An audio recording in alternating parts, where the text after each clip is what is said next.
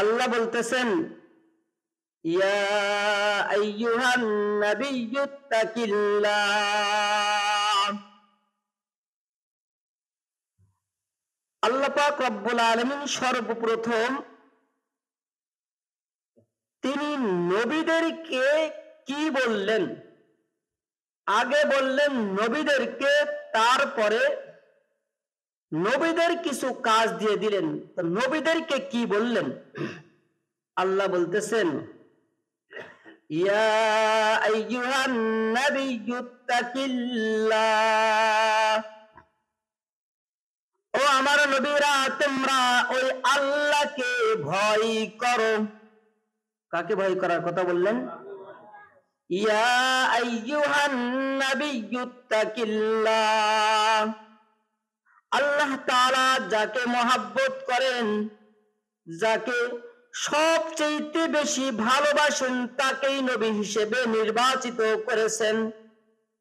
প্রত্যেক যুগে আল্লাহ তাআলা তার প্রিয় বান্দাদের মধ্য থেকে যাকে সবচেয়ে বেশি ভালোবাসেন, আল্লাহ তাআলা তাকে নবী হিসেবে নির্বাচিত করেছেন।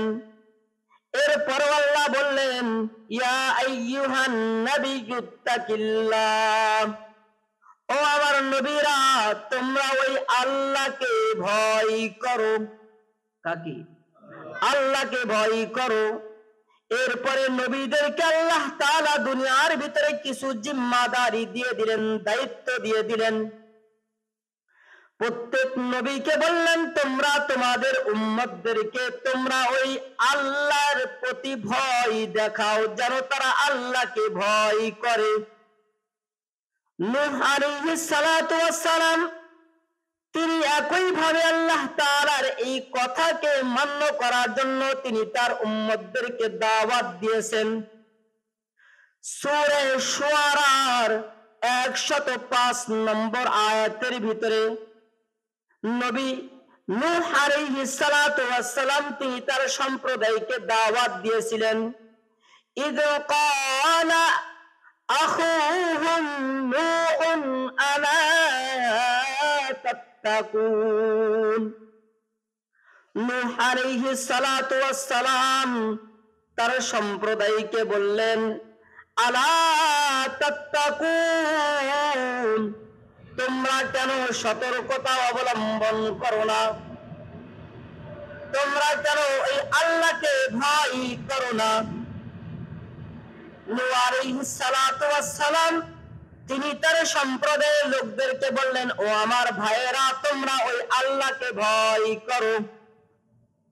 এরপরে হুদ আলাইহিস সালাতু ওয়াস সালাম তিনি একইভাবে তার উম্মতদেরকে দাওয়াত দিলেন। সূরা শুআরা 124 নম্বর আয়াতের ভিতরে আল্লাহ বললেন, ইয ক্বালা লাহুম আখুহুম হুদুন আলা তাত্তাকুন। হুদ আলাইহিস সালাতু ওয়াস সালাম তার সম্প্রদায়কে বললেন, তোমরা ওই আল্লাহকে ভয় করো। সালেহ নবী তিনি একইভাবে তার সম্প্রদায়কে দাওয়াত দিলেন। ইয ক্বালা লাহুম আখুহুম সালিহুন আলা তাত্তাকুন। সূরা শুআরার 142 নম্বর আয়াতের ভিতরে আল্লাহ তাআলা সালেহ নবীকে আদেশ করলেন, ও আমার নবী, আপনি আপনার সম্প্রদায়কে ওই আল্লাহর প্রতি ভীতি প্রদর্শন করান, ভয় দেখান। এরপরে একইভাবে লূত আলাইহিস সালাতু ওয়াস সালাম সূরা শুআরার 161 নম্বর আয়াতের ভিতরে হুদ আলাইহিস সালাতু ওয়াস সালামের পরে লূত আলাইহিস সালাতু ওয়াস সালামের দাওয়াত দেওয়ার কথা আসছেন। ইয ক্বালা লাহুম আখুহুম লূতুন আলা তাত্তাকুন। লূত আলাইহিস সালাতু ওয়াস সালাম তিনি তার সম্প্রদায়কে বললেন, ও আমার উম্মতেরা, তোমরা আল্লাহকে ভয় করো। এরপরে শুআয়ব আলাইহিস সালাতু ওয়াস সালাম একই ভাবে তিনি তার উম্মতদেরকে দাওয়াত দিয়েছেন। সূরা শুআরার 177 নম্বর আয়াতের ভিতরে বলেন, إذ قال لهم أخوهم شعيب ألا تتقون। শুআয়ব নবী তিনি তার উম্মতদেরকে দাওয়াত দিলেন, তোমরা আল্লাহকে ভয় করো। এরপরে আল্লাহ তাআলা সূরা নিসার 131 নম্বর আয়াতের ভিতরে বললেন, ইয়া আইয়ুহান নাসুত্তাকুল্লাহ। আগে প্রথম দিকে আল্লাহ তাআলা সমস্ত নবীদেরকে বললেন, ও আমার নবীরা আপনারা ভয় করেন, আল্লাহকে ভয় করেন। এরপরে বললেন, আপনারা আপনাদের উম্মতদেরকে আল্লাহর প্রতি ভয় দেখান। এরপর আল্লাহ পাক রব্বুল আলামিন সরাসরি ডাইরেক্ট ভাবে সমস্ত মানুষদেরকে বললেন, চাই তুমি ইহুদি হও, চাই তুমি নাসারা হও, চাই তুমি খ্রিস্টান হও, চাই তুমি বৌদ্ধ হও, চাই তুমি যে যে ধর্মের হও না কেন, আল্লাহ পাক রব্বুল আলামিন ব্যাপকভাবে বলে দিলেন, ইয়া আইয়ুহান নাসুত্তাকুল্লাহ। ও মানুষেরা, তোমরা আল্লাহকে ভয় করো। এরপর আল্লাহ তাআলা আবার স্পেশাল ভাবে আমরা যারা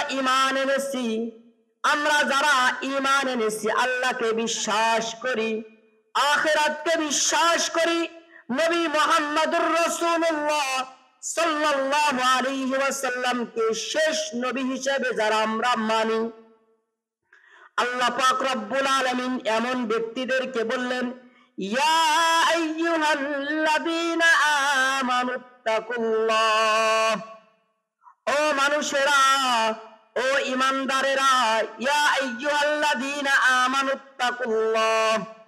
ও ঈমানদারেরা, তোমরা যারা আল্লাহকে আল্লাহ বলে স্বীকার করেছো, নবী মুহাম্মদুর রাসূলুল্লাহ সাল্লাল্লাহু আলাইহি ওয়াসাল্লামকে আখেরি নবী মেনে নিয়েছো, ওই কিয়ামতের দিবসকে তোমরা যারা বিশ্বাস করো, তোমরা ওই আল্লাহকে ভয় করো।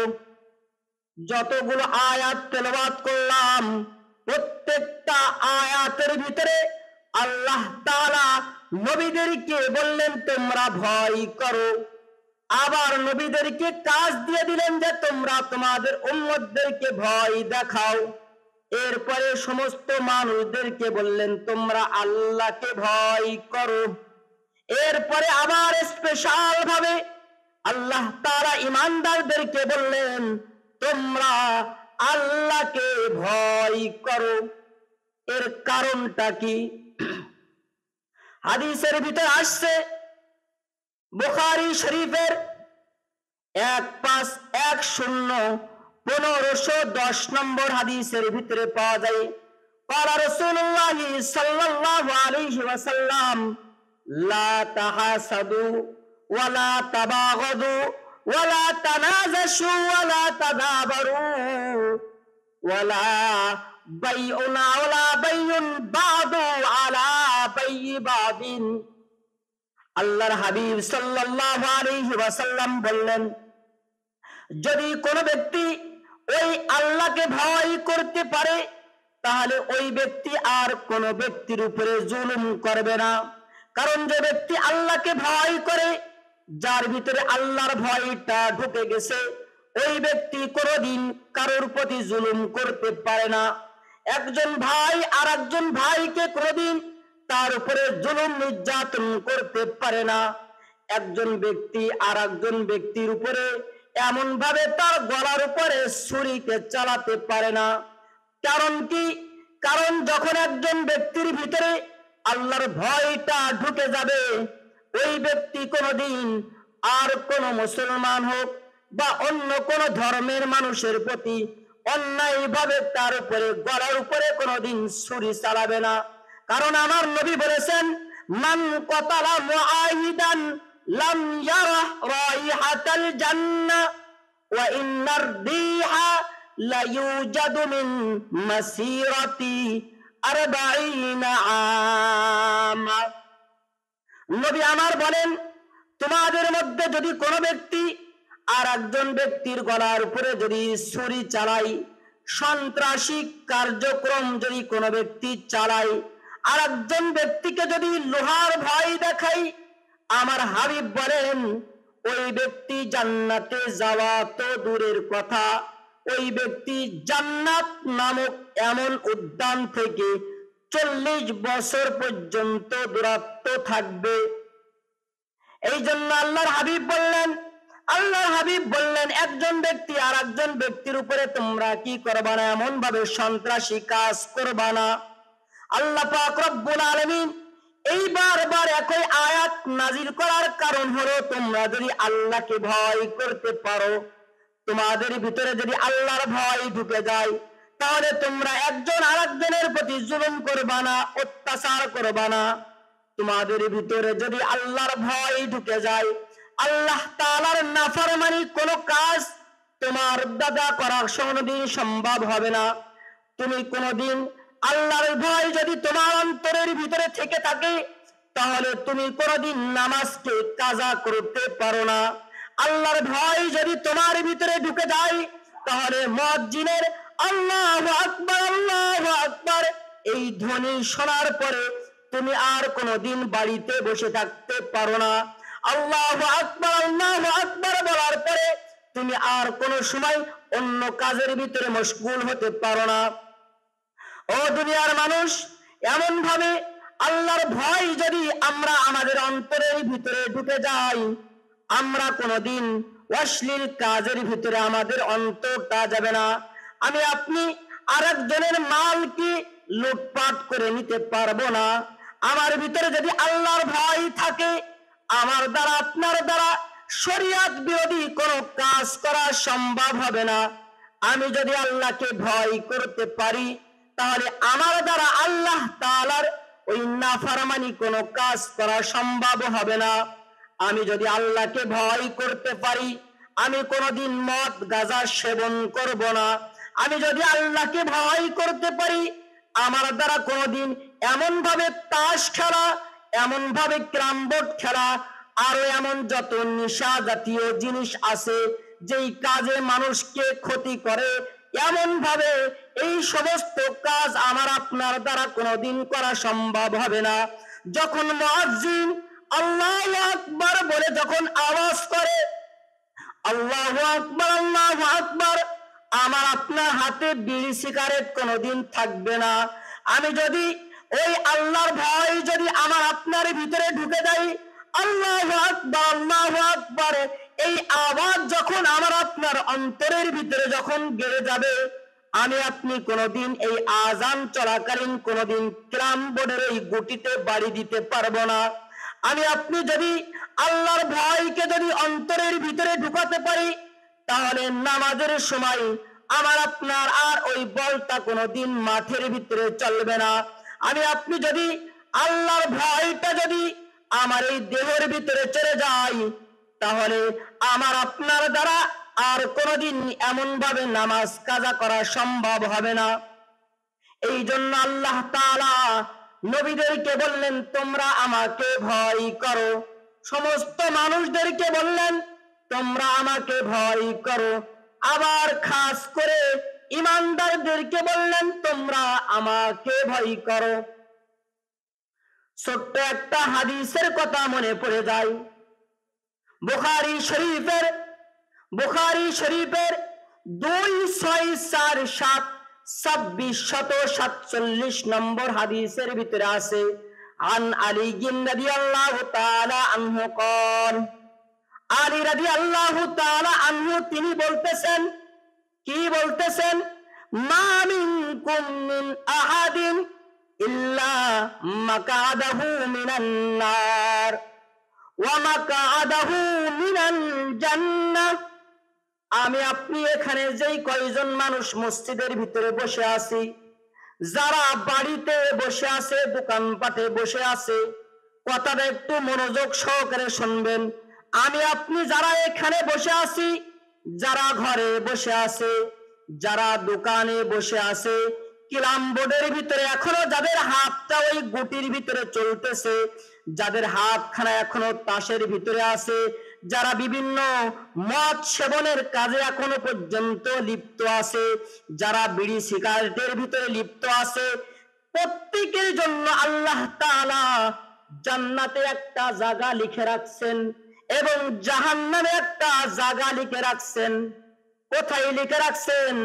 যারা এই মুহূর্তে যারা মদ পান করতেছে তাদের জন্য জান্নাতে একটা জায়গা আছে, আবার জাহান্নামেও একটা জায়গা আছে। আমি আপনি যারা মসজিদে বসে আছি, আমার জন্য জান্নাতে একটা জায়গা লেখা আছে, জাহান্নামেও একটা জায়গা লেখা আছে। প্রত্যেক ব্যক্তির জন্য জান্নাতে একটা জায়গা, জাহান্নামে একটা জায়গা। এখানে আপনি বসে আছেন, আপনার জন্য জান্নাতে একটা জায়গা আছে, আবার জাহান্নামে একটা জায়গা আছে।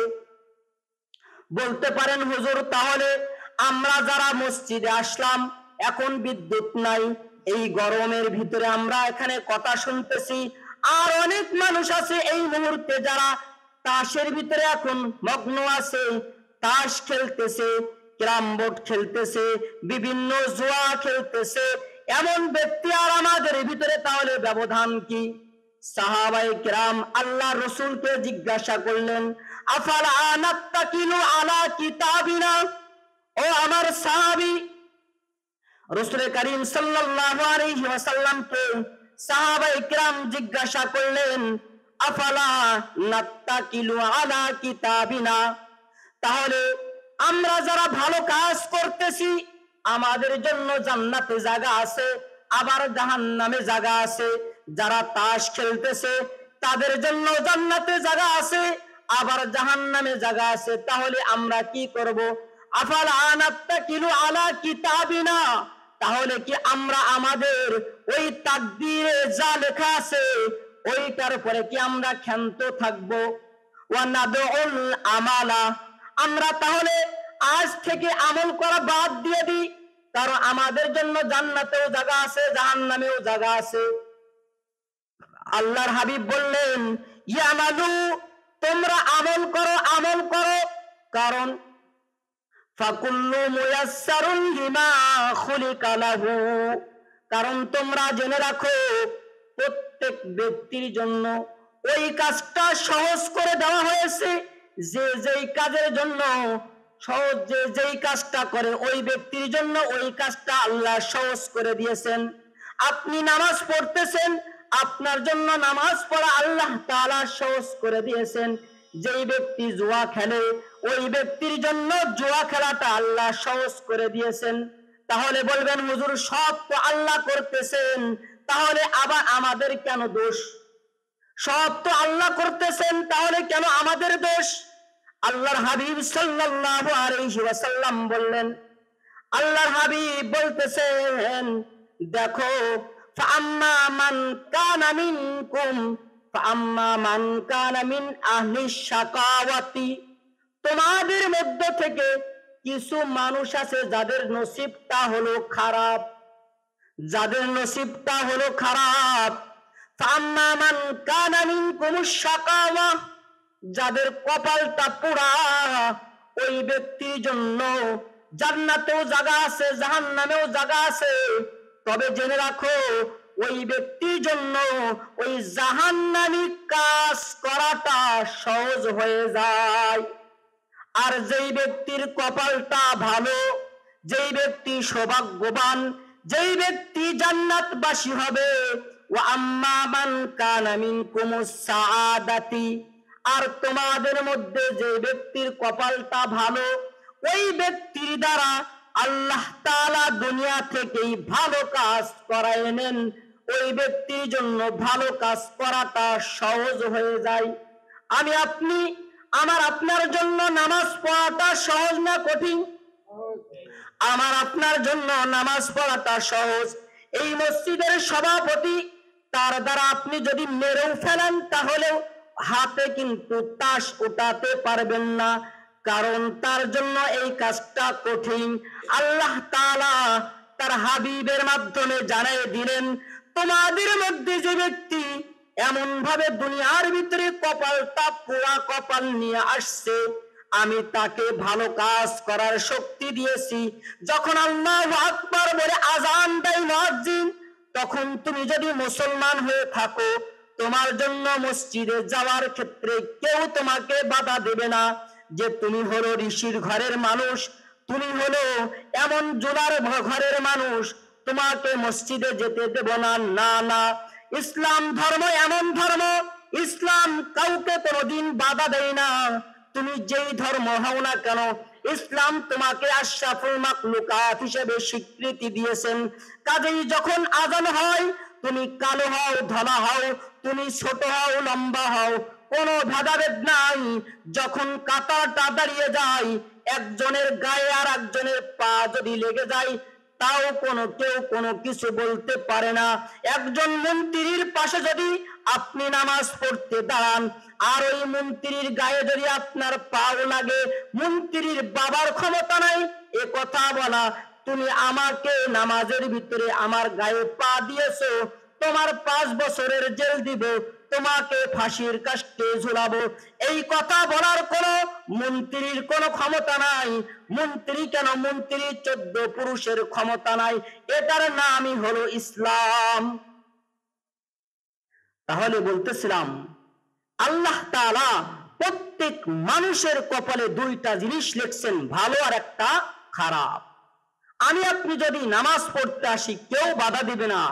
আমি আপনি যদি এই নামাজের সময় যদি তাস খেলি, জুয়া খেলি, মানুষ আমাকে একটু খারাপ বলবে, আমাকে খারাপ নজরে দেখবে, কিন্তু আপনি যদি না ফিরে আসেন, তাহলে কেউ আপনাকে ফিরাতে পারবে না।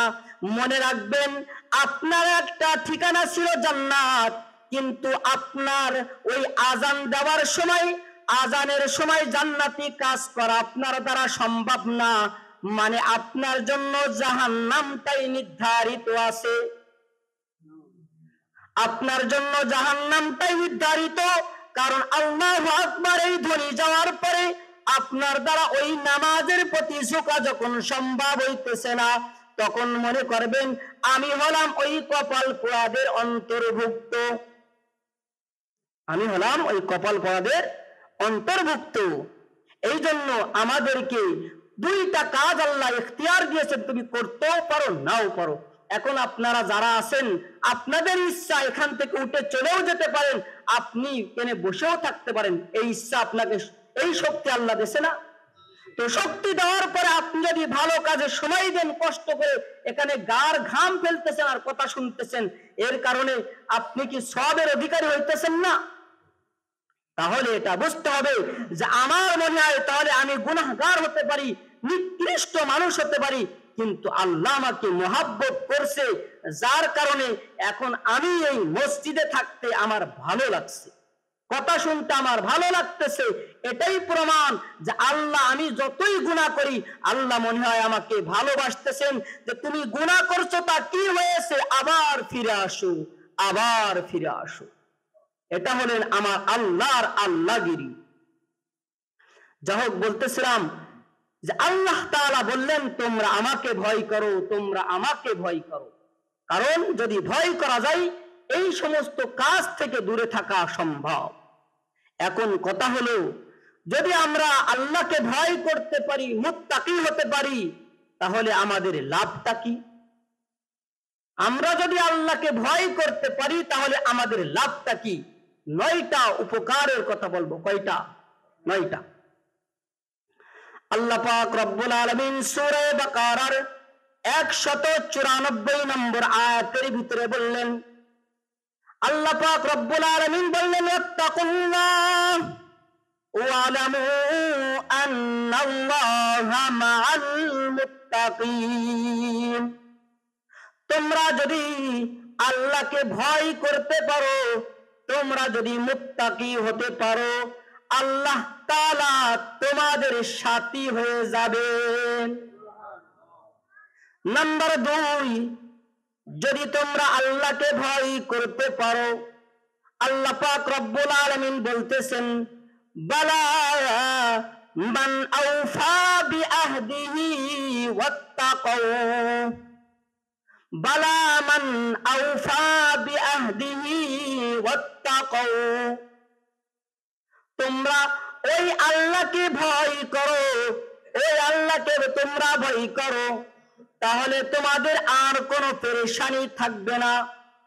আল্লাহ পাক রব্বুল আলামিন অন্য আয়াতের ভিতরে বললেন, সূরা আল ইমরানের ৭৬ নম্বর আয়াতের ভিতরে আল্লাহ তাআলা বলতেছেন, ইন তাত্তাকু ইন তাসবিরু ওয়া তাত্তাকু, যদি তোমরা ধৈর্য ধারণ করতে পারো, যদি তোমরা আল্লাহকে ভয় করো, ইন তাসবিরু ওয়া তাত্তাকু লা ইয়াদুররুকুম শাইআ, দুনিয়ার ভিতরে এমন কোন জিনিস নাই, দুনিয়ার ভিতরে যদি কোনো শত্রু থাকে, তোমার যদি কোনো শত্রু থাকে, আর যদি তুমি আল্লাহকে ভয় করো, দুনিয়ার সমস্ত মানুষ তোমার পরে যদি তোমার বিরুদ্ধে যদি হয়ে যায়, তোমার প্রতি যদি শত্রুতা করে, তাও তোমাকে বিন্দুমাত্র কোনো ব্যক্তি ক্ষতি করতে পারবে না। শর্তটা হলো যদি তুমি আল্লাহকে ভয় করো। আল্লাহ বলতেছেন, ইন তাসবিরু ওয়া তাত্তাকু, যদি তুমি ধৈর্য ধারণ করো, যদি তুমি আল্লাহকে ভয় করতে পারো, লা ইয়াদুররুকুম শাইআ, তাহলে তোমাকে কোনো জিনিস ক্ষতি করতে পারবে না। নাম্বার ৪, আল্লাহ বললেন যদি তোমরা মুত্তাকি হতে পারো, আল্লাহকে ভয় করতে পারো, যদি তোমরা মুত্তাকি হতে পারো, আল্লাহ বললেন যারা মুত্তাকি, ওই মুত্তাকি ব্যক্তিরা শুধুমাত্র আমার কাছে দোয়া করবে, আর আমি আল্লাহ তাআলা আমার ওই মুত্তাকি বান্দার দোয়াকে কবুল করে নিব। আল্লাহ বললেন, ইন্নাল্লাহা ইয়াতাকাব্বালুল্লাহু মিনাল মুত্তাকিন, আমার আল্লাহ বললেন যারা মুত্তাকি, আমি তারা যদি দোয়া করে, আমি আল্লাহ তাদের দোয়াটাকে কবুল করে নিব। আল্লাহ পাক রব্বুল আলামিন সূরা আরাফের ৯৬ নম্বর আয়াতের ভিতরে কি বলতেছেন?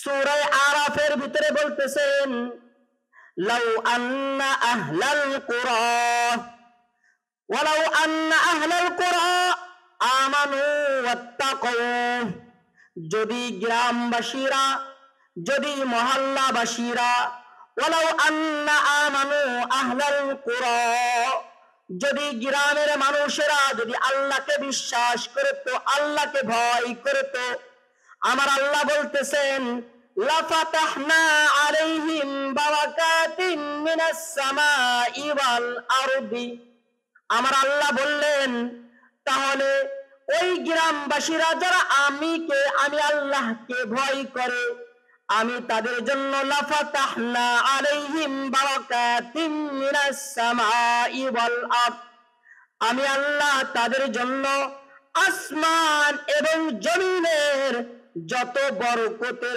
দরওয়াজা আছে, সমস্ত বরকতের দরওয়াজাকে আমি আল্লাহ তাআলা তাদের জন্য খুলে দিতাম।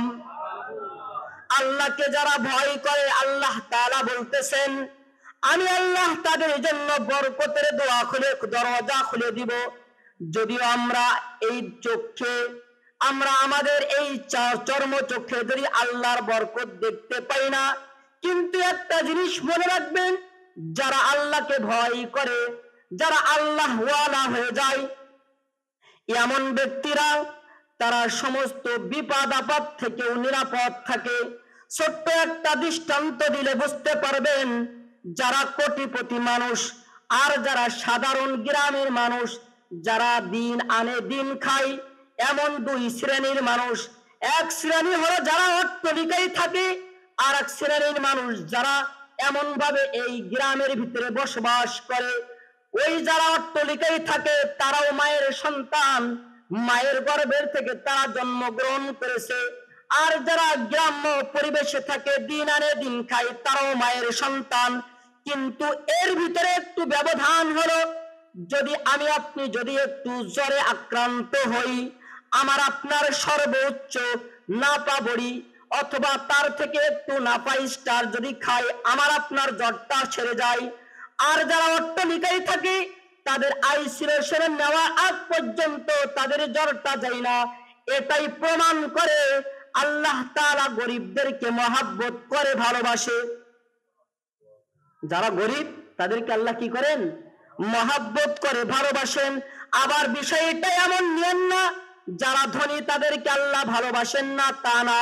বরং যদি কোনো ধনী ব্যক্তি যদি আল্লাহ তাআলার নিয়ামত পাওয়ার পরে, ওই সম্পদ পাওয়ার পরে যদি তারা আল্লাহর রাস্তায় ব্যয় করে, যদি তারা গরিব অসহায় মানুষকে যদি সাহায্য সহযোগিতার জন্য হাতটা বাড়ায় দেয়, আল্লাহ তাআলা এমন ধনী ব্যক্তিকেও আরো বেশি, ওই গরিবের থেকেও আরো বেশি মহাব্বত করে।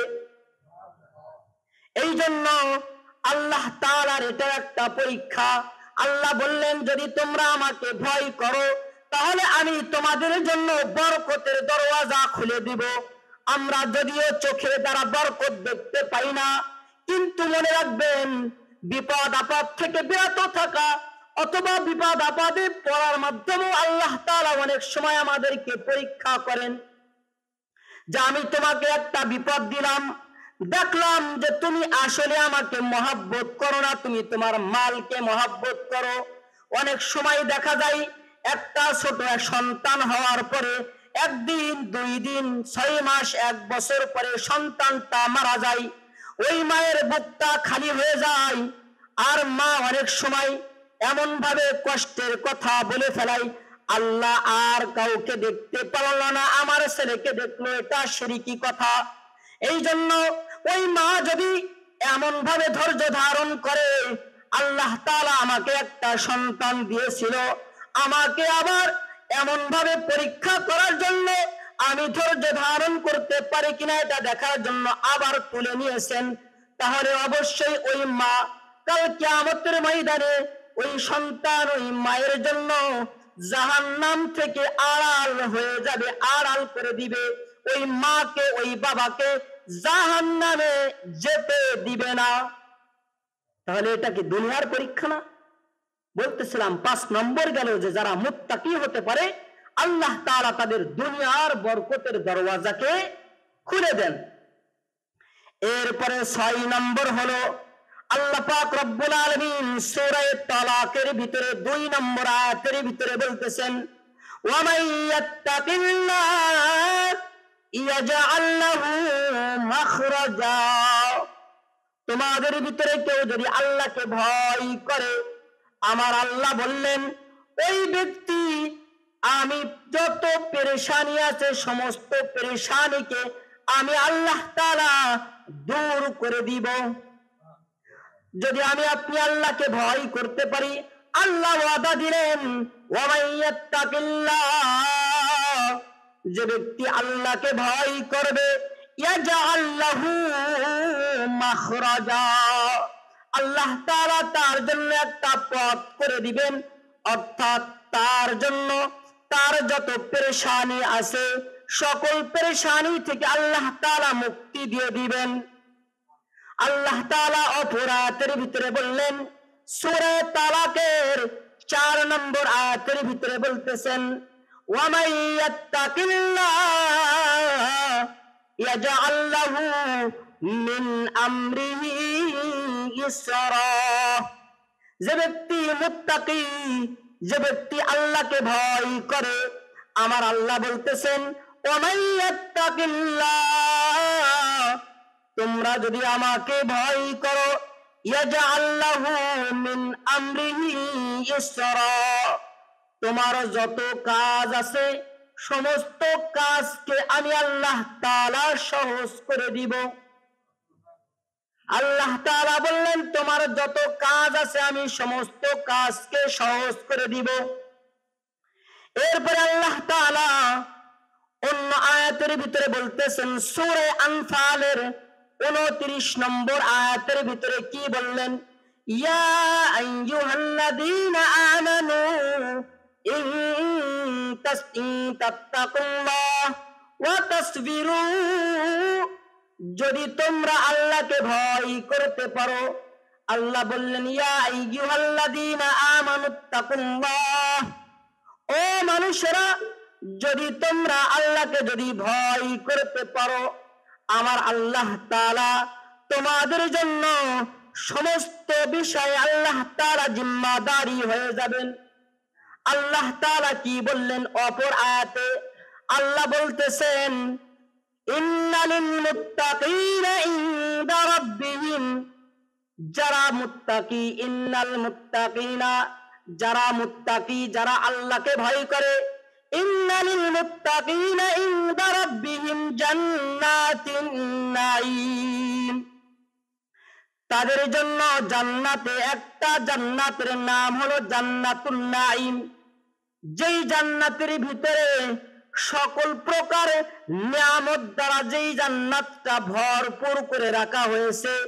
ওই যারা মুত্তাকি, আল্লাহকে ভয় করে, আমার আল্লাহ বললেন সূরা লুকমানের 34 নম্বর আয়াতে আল্লাহ বলে দিলেন ইন্নালিল মুত্তাকিনা ইনদা রাব্বিহিম জান্নাতুন নাঈম, যারা আল্লাহকে ভয় করে এমন ব্যক্তিদের জন্য জান্নাত দেওয়া হবে, যেই জান্নাতটার নাম হলো নাঈম, জান্নাতুন নাঈম।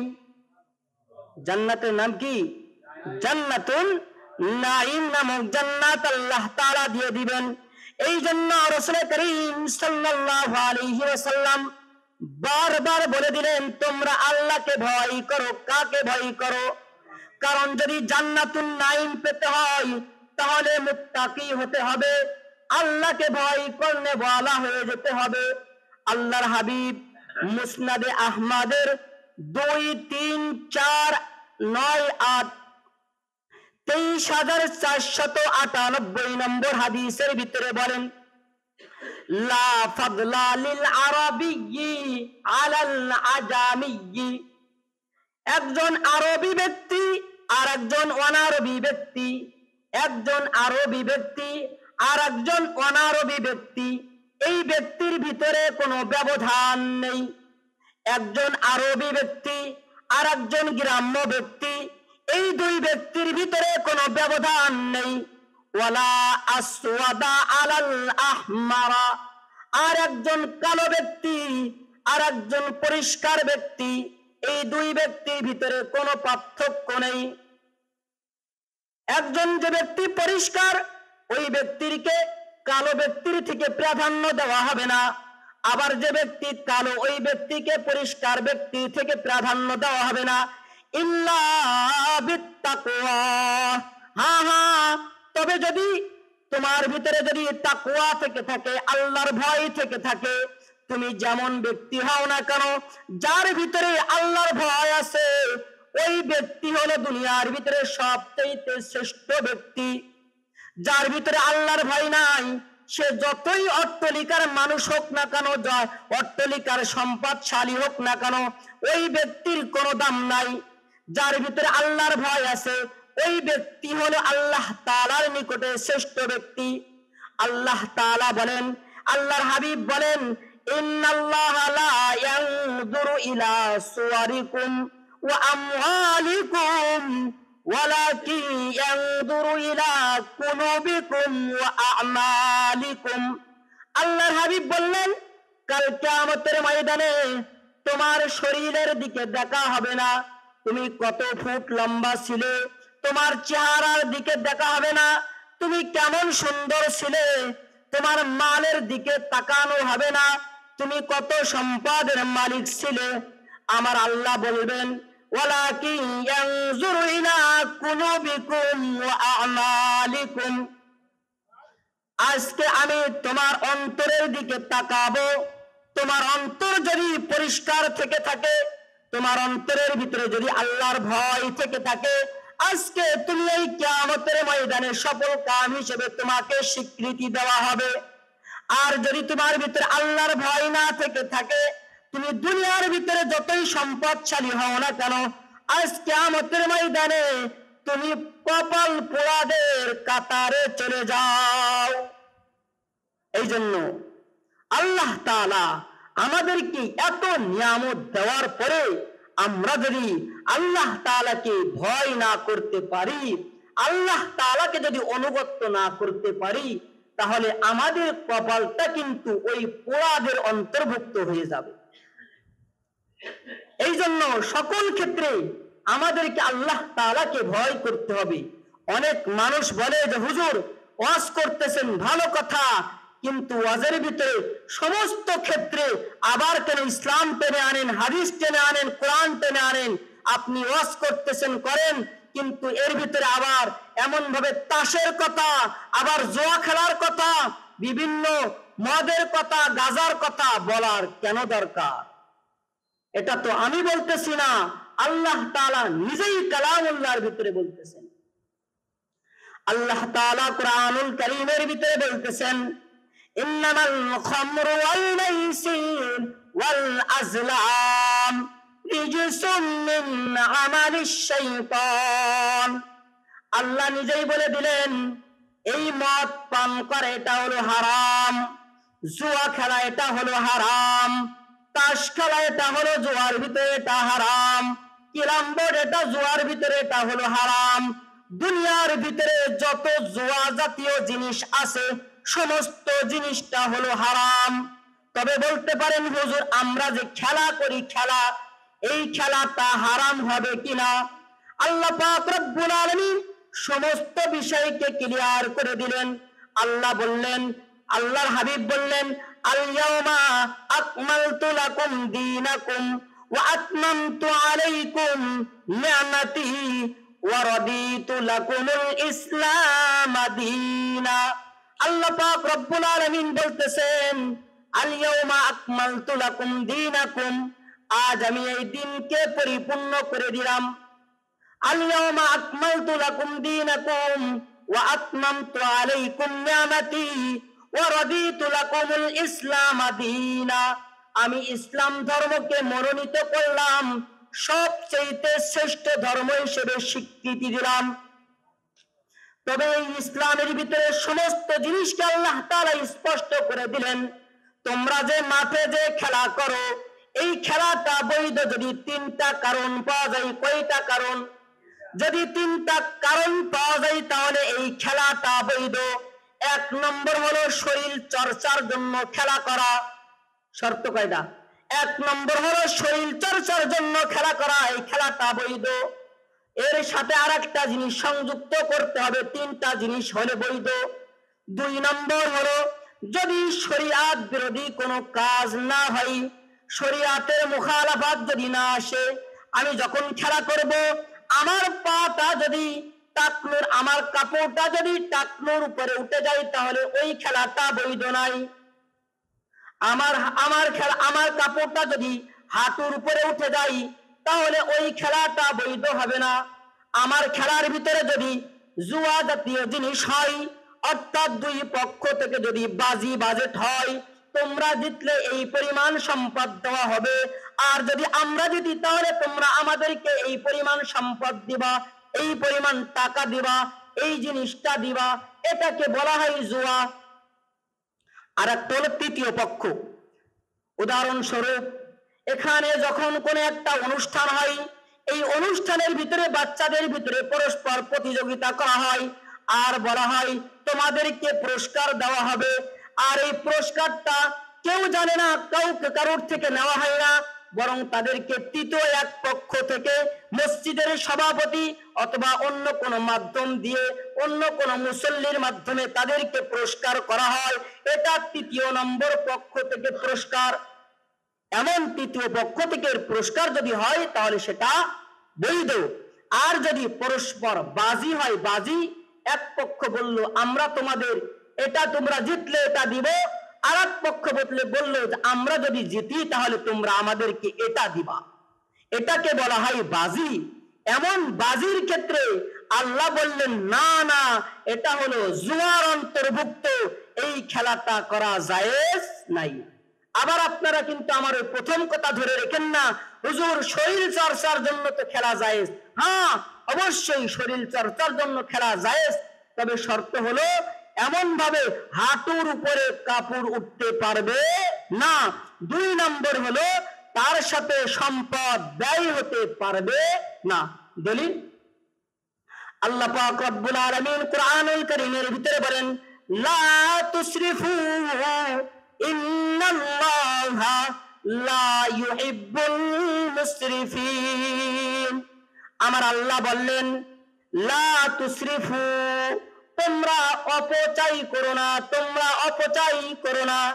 ইন্নাল্লাহা লা ইউহিব্বুল মুসরিফিন, কেননা আমার আল্লাহ তাআলা এই অপচয় ব্যক্তিকে, অপচয় করনেওয়ালা ব্যক্তিকে মহাব্বত করেন না, ভালোবাসেন না। কি করেন না?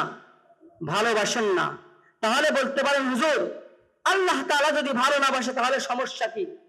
আল্লাহ রাসূল সাল্লাল্লাহু আলাইহি ওয়াসাল্লাম কি বলেন দেখেন, ইন্নাল্লাহা ইযা আবগাদা আবদান, আল্লাহ যদি কোনো বান্দার উপরে নারাজ হন, অসন্তুষ্ট হয়ে যান, আল্লাহ তাআলা ইন্নাল্লাহা ইযা আবগাদা আবদান দাআ জিবরিলা, আল্লাহ তাআলা জিবরিল আলাইহিস সালাতু ওয়াস সালামকে ডাকেন।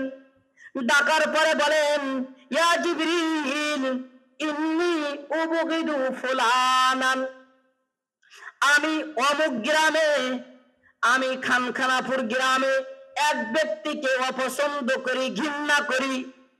ইন্নী আবগিদু ফুলানান ফাআবগিদুহু, ও জিবরিল আমি অমুক ব্যক্তিকে ঘৃণা করি, তুমিও তাকে ঘৃণা করো।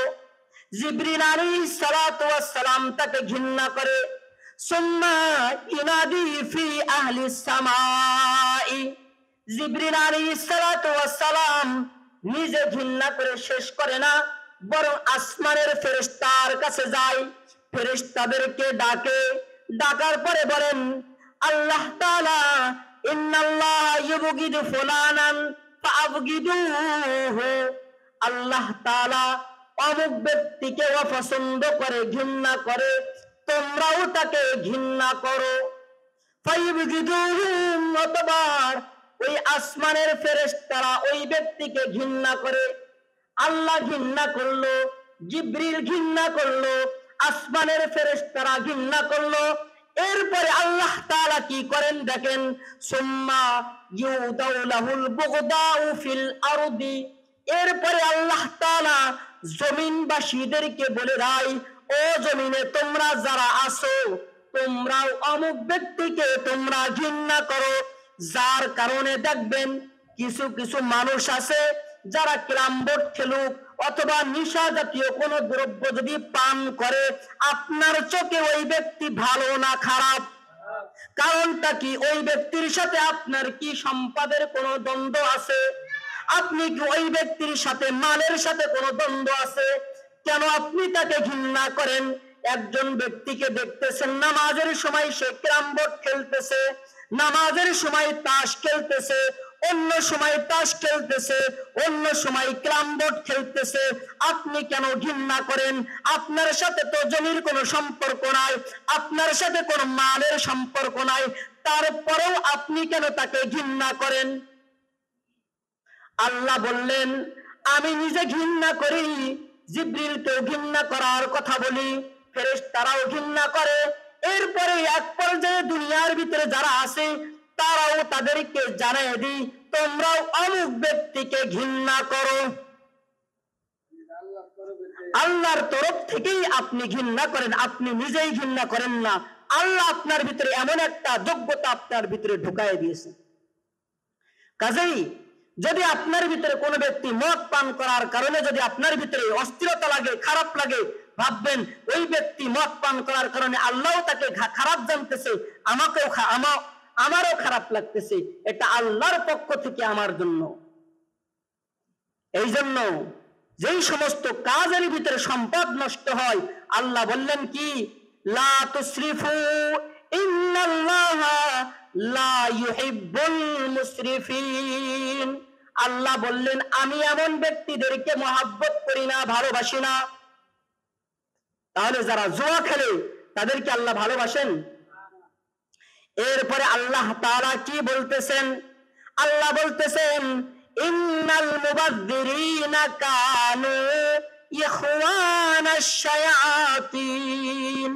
তোমরা জেনে রাখো জুয়া খেলা, তাস খেলা, বাজি বেঁধে কোন জিনিস খেলা করা একটা জিনিস হালাল। যেমন ভাবে বল খেলা, ফুটবল খেলা, ক্রিকেট খেলা এটা হালাল, কিন্তু যদি আমার আপনার এই ক্রিকেট খেলাটা, ফুটবল খেলাটা শরীয়তের বিরুদ্ধে হয়, অর্থাৎ যদি হাঁটুর উপরে কাপড়টা উঠে যায় আর যদি তার ভিতরে কোনো বাজি বেঁধে থাকি, তাহলে একটা বৈধ জিনিসকে আমি আপনি হারাম করে নিলাম। খেলাটা ছিল বৈধ, কিন্তু এই চুক্তি করার কারণে, টাকা বাজি ধরার কারণে খেলাটা হয়ে গেল হারাম। আমি আপনি ওই খেলাটা ছিল হালাল, কিন্তু টাকনুর, কিন্তু ওই হাঁটুর উপরে কাপড়টা উঠার কারণে ওই খেলাটা হয়ে গেল হারাম। হালালটাকে কি করলাম? হারাম। তাহলে বুঝতে পারলাম যে জুয়ার ভিতরে এমন ভাবে খরচ করাটা এটা কিসের কাজ? আল্লাহর পক্ষ থেকে না শয়তানের পক্ষ থেকে? আল্লাহ বলতেছেন ইন্নাল মুবাযযিরিনা কানু ইখওয়ানাশ শায়াতিন। যারা শয়তানের চক্রান্তের ভিতরে ফেসে গেছে, তারা শয়তানের রাস্তায় তাদের সম্পদকে ব্যয় করে, তারা জুয়া খেলে, তারা বাজি ধরে, বিভিন্ন সময় তারা পরস্পর বাজি ধরাধরি করে, এটা হলো জুয়া। আল্লাহ বলতেছেন এটা হলো শয়তানেরা শয়তানের জালের ভিতরে বেঁধে গেছে। তাহলে শয়তানের জালে বাঁধলে আল্লাহ তাআলা নাখোশ হলেন, এতটুকু সীমাবদ্ধ? আল্লাহ বলতেছেন যারা এমন ভাবে জুয়া খেলে, অপচয় করে, তাদের ঠিকানাটা হলো জাহান্নাম। ইন্নাল মুবাযযিরিনা আসহাবুন নার। তোমরা জেনে রাখো যারা জুয়া খেলে, যারা বাজি ধরে, যারা পরস্পর খেলার ভিতরে বাজি ধরে, কন্টাক্ট করে, সাদা উঠায়, আল্লাহ তাআলা নিজেই বললেন ইন্নাল মুবাযযিরিনা আসহাবুন নার। যারা বাজি খেলে, বাজি ধরে, এমন ভাবে এই সমস্ত ব্যক্তিদের ঠিকানাটা হলো জাহান্নাম। কোথায়? ওই সমস্ত ব্যক্তিদের ঠিকানাটা হলো জাহান্নাম। আমি পূর্বে হাদিস তেলাওয়াত করেছিলাম, আলী রাদিয়াল্লাহু তাআলা আনহুর হাদিস, 2647 নম্বর হাদিস বুখারী শরীফে। আল্লাহ তাআলা যাকে চান, যাকে ভালোবাসেন, তার জন্য ওই কাজটা সহজ করে দেন। উদাহরণ দিয়েছিলাম যে এই মসজিদের সভাপতিকে যদি বলা হয় আপনি একদিন এমন ভাবে এই তাসকে হাতে নিয়ে খেলেন, কোনোদিন খেলবে না, কোনো খারাপ কাজ তার দ্বারা করানো যাবে না। কারণ কি? তার ভিতরে আল্লাহ তাআলার ভয় ঢুকছে যে না, এই কাজটা করা যায় না। সে ভালো, একেবারে ফেরেশতাদের মতো নিষ্পাপ, এরপরে নবী রাসূলের মতো মাসুম, এ কথা আমি বলতেছি না, বলতেছি তার দ্বারা এমন খারাপ কাজ করা সম্ভব না। কারণ আল্লাহর ভয় যখন একজন ব্যক্তির ভিতরে ঢুকে যায়, তখন ওই ব্যক্তি আর খারাপ কাজ করতে পারে না। এই জন্য এই বাজি ধরা এমন ভাবে একটা খেলাকে অবৈধ খেলা, যেটা অবৈধ ছিল সেটাকে আবার বৈধ করা, আবার বৈধ মনে করা, এটা হলো কুফরি কাজ। খেলা এটা হালাল যদি শরীয়ত সম্মত হয়, তবে এটাকে বাজি ধরে আবার এটাকে অবৈধ করে ফেললাম। এই জন্য আমাদেরকে এই সমস্ত কাজ থেকে দূরে থাকার জন্য আমরা চেষ্টা করব, পারবো কিনা ইনশাআল্লাহ। আর একটা কথা হলো, সর্বশেষ মেসেজ, সেটা হলো আপনারা ভালো খেলা খেলবেন, কোনো আপত্তি নেই, যেটা শরীয়ত সম্মত খেলবেন, আপত্তি নেই। আপনারা ফুটবল খেলবেন, কোনো আপত্তি নেই, আমাদের দাওয়াত দিবেন, মাঝে মাঝে আমরা আসবো, কিন্তু যেন এটা শরীয়ত সম্মত হয়। আপনাদের খেলাটা যেন এমন ভাবে এই হাঁটু যেন না ওঠা থাকে, হাঁটু যেন না দেখা যায়, শরীয়তের বিরোধী যেন কাজ না হয়, এমন ভাবে ফরজ যেন তরক না হয়, এইটা খেয়াল করে যদি আমি আপনি করি তাহলে কোনো দোষ নাই। দ্বিতীয় নম্বর কথা হলো যে ইসলাম শ্রেষ্ঠ ধর্ম। ইসলাম কি ধর্ম? শ্রেষ্ঠ ধর্ম। আল্লাহ তাআলা আমাদের অনেক নিয়ামত দিয়েছেন, তার ভিতরে যদি আমরা একটু কষ্ট করি আমাদের জন্য যেন আমরা জান্নাত পাই, এটা উদ্দেশ্য না। এজন্য আমরা সব সময় নামাজ আছে না, নামাজ পড়েন তো 5 ওয়াক্ত। আমি মাঝে মাঝে বলি নামাজি 3 প্রকার। কয় প্রকার? একটু মুখস্থ করেন, বলেন 8টা নামাজ। বলেন না 8 কে নামাজ, 60 কে নামাজ, 360 কে নামাজ, 8 কে নামাজ, 60 কে নামাজ, 360 কে নামাজ। একটু রহস্য করে বলি কেন 8 কে নামাজ? এই জন্য বলি যে অনেক মুসল্লি আছে 8 দিন পর পর শুক্রবারে দেখা যায়, এদেরকে আমি বলি 8 কে নামাজ। আর একটা হলো 60 কে নামাজ, সেটা হলো ওই যে কেউ মারা গেছে, নানা মারা গেছে, দাদা মারা গেছে, ফুফু মারা গেছে, কোন রকম টুপি কোন দিক থেকে দেয় ভালো করে দিতে পারেন এইভাবে দিয়ে, এটাকে বলে 60 কে নামাজ, খাতিয়ার নামাজ। আর একটা হলো 360 কে নামাজ, ঈদ টু ঈদ, ঈদ টু ঈদ। এই জন্য আমরা যেন এমন নামাজি যেন না হই, 5 ওয়াক্ত আমরা নামাজ যেন আমরা জামাতের সাথে পড়তে পারি। আল্লাহ পাক রব্বুল আলামিন আমাদের সেই তৌফিক যেন দেন। সময় দীর্ঘই করব না, ছোট্ট একটা ঘটনা বলি। মুসা আলাইহিস সালাতু ওয়াস ওমর ফারুক রাদিয়াল্লাহু তাআলা আনহুর জামানায়, কার জামানা? ওমর ফারুক রাদিয়াল্লাহু তাআলা আনহুর জামানায় এক ব্যক্তি বুড়া, তো ওই বুড়া ব্যক্তির তার তেলের ব্যবসা করত, তো তেলের ব্যবসা করতে করতে হঠাৎ তেলটা মাটিতে পড়ে গেছে। আচ্ছা বলেন তো, এই যে পানি যদি মাটিতে ফেলে দেন তাহলে আবার পানি পাবেন না? না, ও পানিটা শুষে নাই। তো মাটির অভ্যাস হলো পানিটা শুষে নেওয়া, তো তেল যেহেতু পানি জাতীয়, তেলটা শুষে নিছে। তো ওমর ফারুক রাদিয়াল্লাহু তাআলা আনহুর কাছে ওই বুদ্ধা ব্যক্তি যে বলতেছেন, ইয়া আমিরুল মুমিনিন, হে আমিরুল মুমিনিন, এই আপনি আমার তেলটা এখানে পড়ে গেছে, আমি একজন গরিব মানুষ, আমার এই তেলটা যদি এই মাটিকে আমাকে ফেরত দিতে বলেন। তো আমিরুল মুমিনিন তিনি ছোট্ট একটা কাগজে কি যেন লিখে দিলেন, দেওয়ার পরে বলতেছেন, এই কাগজটা তোমার তেল যেখানে পড়েছে সেই জায়গাটা তুমি রাখবা।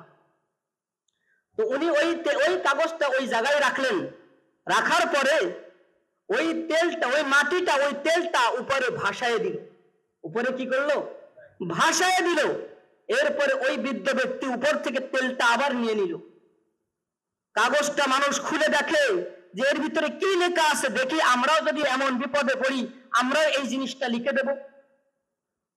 তো এই সময় মানুষেরা যখন কাগজটা খুলে দেখে যে মাটিকে ওমর ফারুক রাদিয়াল্লাহু তাআলা আনহু লিখলেন, ও মাটি, তুমি যদি এই বুড়া ব্যক্তির তেলকে যদি ফেরত না দাও তাহলে তোমার এখানে এই তোমার বুকের ভিতরে একজন বেনামাজি ব্যক্তিকে এই মাটির ভিতরে গাড়া হবে। মাটি ভয়তে ওই তেলকে আবার ফেরত দিলেন, তেলকে আবার ফেরত দিলেন। মাটিও ভয় পাই বেনামাজিকে, মাটিও ভয় পাই বেনামাজিকে। আর একটা উটের কথা বলি, উটের কথা। একজন ব্যক্তি উট সারাদিন উটের সাথে কাজ করে।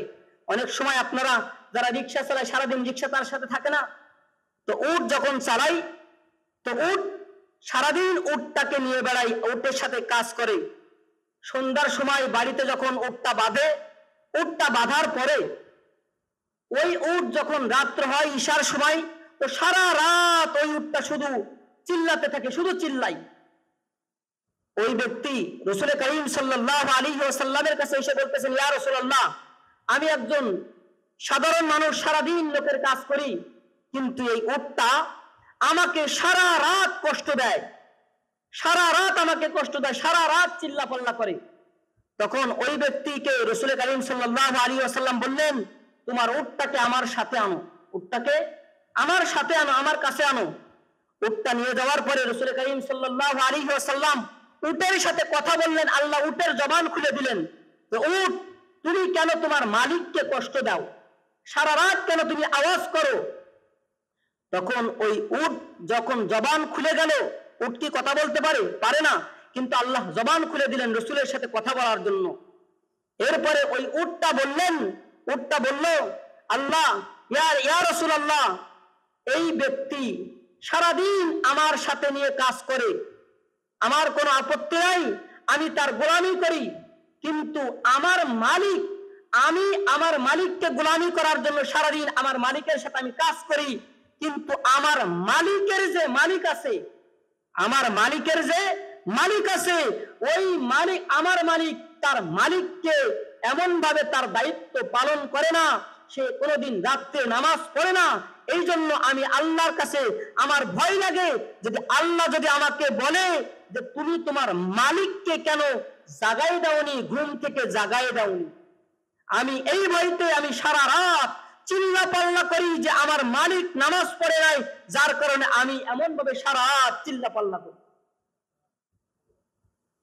মুসা আলাইহিস সালাতু ওয়াস সালামের জামানায় অনেক বড় কাহিনী, সংক্ষেপে বলি।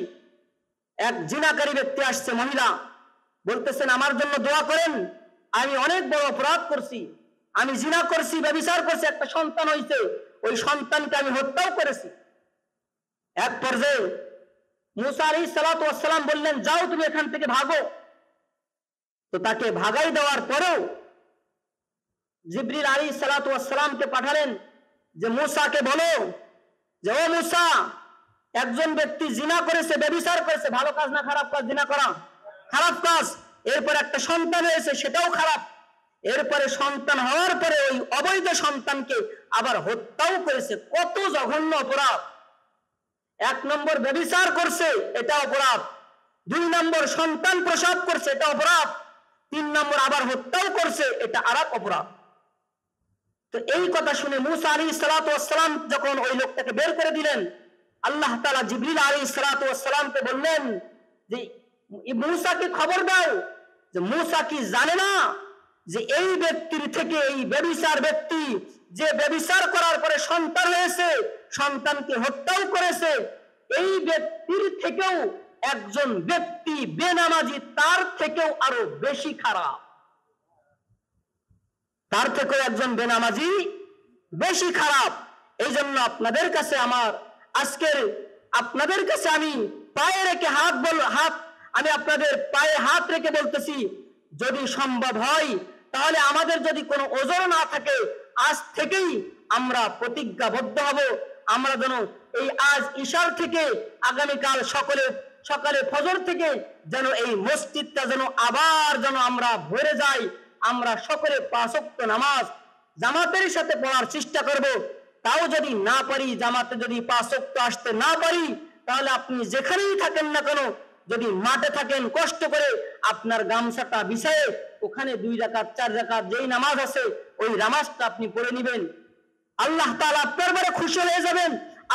আপনি দেখেন আমার কোনো কাজ নেই, আমি যাই নামাজে পড়ে নামাজ পড়বো, আর আপনি ওদিকে কোদাল কুপায়ে এবার মাঠে অনেক কাজ করার পরে গামছাটা বিছায়ে যদি আপনি নামাজ পড়েন, অথবা গামছা যদি নাও থাকে, আপনি যদি ওই ঘাসের উপরে যদি নামাজ পড়েন, আমার এই যাই নামাজের নামাজ থেকে আপনার ওই ঘাসের উপরে নামাজ, অন্যায় খোদার কসম 1000 গুণ আল্লাহ তাআলা আপনার ওই নামাজকে কবুল করবে।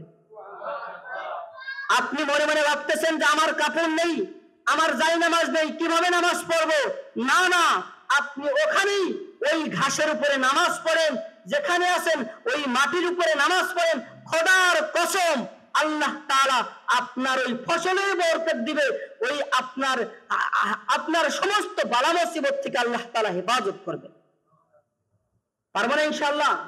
যেখানেই থাকবে ইনশাআল্লাহ। যদি খেলা করতে যাই কোনো আপত্তি নেই, শরীয়ত সম্মত খেলা করব, এবং নামাজের সময় যদি হয়ে যায় আমরা দরকার, আপনারা এখানে অনেক আছেন যারা খেলাকে লিড দেন, খেলা নেন, অথবা এই খেলাকে পরিচালনা করেন, আমি তাদেরকে বলবো 5টা মিনিট অথবা 10টা মিনিট আপনি বলবেন যে এই খেলার ভিতরে 10টা মিনিট সময় দিলাম, যারা তোমরা সকলে নামাজ পড়ে নাও। তাহলে দেখবেন আপনার এই টিম থেকে ইনশাআল্লাহ ইসলাম প্রসার আরো বেশি হবে ইনশাআল্লাহ। সমস্ত মানুষের কাছে আপনি দোয়ার পাত্র হয়ে যাবেন। যারা খেলা দেখেন তারা জানেন যে একজন খেলোয়াড় যদি নামাজ পড়ে ওইটাকে ভাইরাল করে না, কেমন ভাইরাল হয়ে যায় যে না, তা মানুষ আরো তাকে বেশি প্রশংসা করে। আমার মতো যুব্বাওয়ালা যদি নামাজ পড়ে, আর একজন খেলোয়াড় সে যদি ওই খেলোয়াড়ের জামা গায়ে দিয়ে যদি নামাজ পড়ে, আমার এটাকে মানুষ খেয়াল করবে না, জানবে সে তো নামাজ পড়ে। আর একজন ভাববে সে দেখো খেলা করতে আসছে, তারপরেও এই খেলার ভিতরে আনন্দ মুহূর্তের ভিতরে আল্লাহর কথা তার স্মরণ আছে। এই জন্য আমরা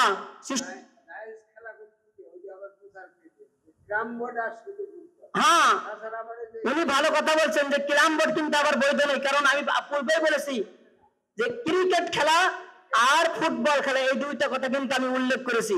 এখানে রেকর্ডও আছে ইনশাআল্লাহ, আমি কিন্তু দলিল দিতে পারবো, কিন্তু আপনারা পরে বলেন না হুজুর ওই যে ওটা নামাজের সময় বাদ দিই, ক্যারাম বোর্ড খেলাটা, তাস খেলাটা নামাজের সময় বাদ দিই, মদ নামাজের সময় খাই না, আগে খেয়ে আসি না। আল্লাহ পাক রব্বুল আলামিন আমাদের সকলকে দিনের সঠিক বুঝ দান করে, সকলে বলে আমিন। এখনই আজান হবে, আমরা কেউ বাইরে যাওয়ার চেষ্টা করবো না ইনশাআল্লাহ, সকলে যত ভিতরে আছি সাথে সাথে নামাজ পড়ার চেষ্টা করবো ইনশাআল্লাহ।